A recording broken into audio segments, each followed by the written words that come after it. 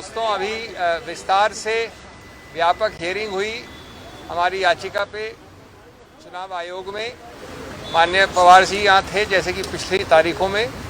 आज मेरा दलील का प्रक्रिया ख़त्म हुआ और मेरे काबिल मित्र कामत जी ने शुरू किया है। अगली तिथि बृहस्पतिवार की है।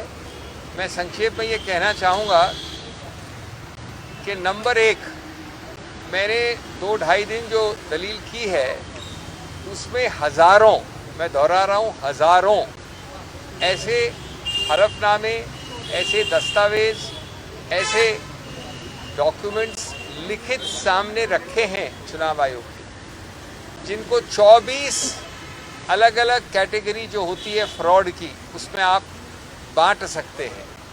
मैंने 2-4 कैटेगरी फ्रॉड की सुनी है, लेकिन 24, किसी में जिसने हलफनामे में साइन किया वो मृत है, उनकी डेथ हो गई है। किसी में वो रहता ही नहीं है उस शहर में या तालुका में। किसी में वो अल्प आयु का बालक है या बालिका है। किसी में वो जोमेटो का सर्विस करने वाला है। किसी में वो इंश्योरेंस कंपनी का कोई एजेंट है। आज हमने एक विचित्र प्रसंग रखा। मेरे साथ खड़े हैं यहाँ पर ये चौधरी जी। चुनाव आयोग में बहस चल रही है। चुनाव आयोग के नाक के नीचे 27 अक्टूबर को या 26 अक्टूबर को, जबकि आखिरी तिथि है 29 अक्टूबर, 26 अक्टूबर को हलफनामा फाइल करते हैं अजीत पवार के फैक्शन वाले या ग्रुप वाले कि इन व्यक्ति ने हलफनामा दिया है और समर्थन किया है अजीत पवार ग्रुप का। अब ये तो चौंक गए छुट्टियों के बाद जब इनको ये दिखाया। इन्होंने हलफनामा दर्ज किया, हमने वो हलफनामा चुनाव आयोग को रखा, आज इनको पेश भी कर दिया।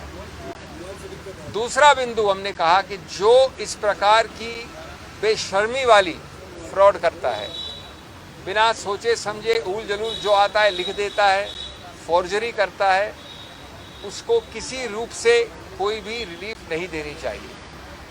जो व्यक्ति न्याय चाहता है वो साफ हाथों से और न्याय लेकर आना पड़ता है उसको। इस प्रकार के 24 फ्रॉड की कैटेगरी, हज़ारों एफिडेविट, हमने सिर्फ एक सैंपल दिया है 9000 एफिडेविट का, सिर्फ सैंपल दिया है, मैं दोहरा रहा हूँ 9000 का।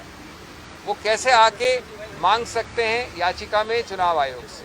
तीसरा बिंदु, हमने ये बताया कि चुनाव आयोग को अधिकार क्षेत्र है कि वो मजिस्ट्रेट के सामने फौजदारी मुकदमा शुरुआत करे इस प्रकार के झूठ और मिथ्या प्रचार के लिए, जो परजरी होता है, जो हमारे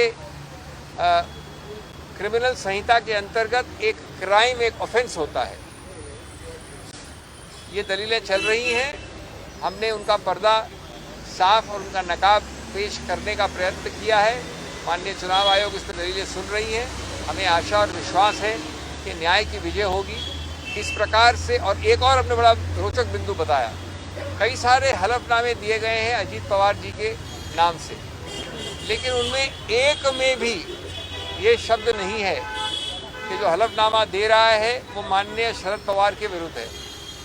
इसका मतलब हुआ कि मैं इनके पास गया, मैंने इनसे मांगा हलफनामा, उन्होंने कहा कि मैं अजीत पवार को लीडर मानती हूँ, लेकिन ये नहीं कहा कि मैं अजीत पवार के फैक्शन की समर्थन करती हूँ। किसके विरुद्ध में? शरद पवार के विरुद्ध। ये कहीं नहीं गया है। किसी हलफनामे में शरद पवार के विरुद्ध कुछ नहीं कहा गया है। झूठ, मिथ्या प्रचार से इस प्रकार के हलफनामे लिए गए।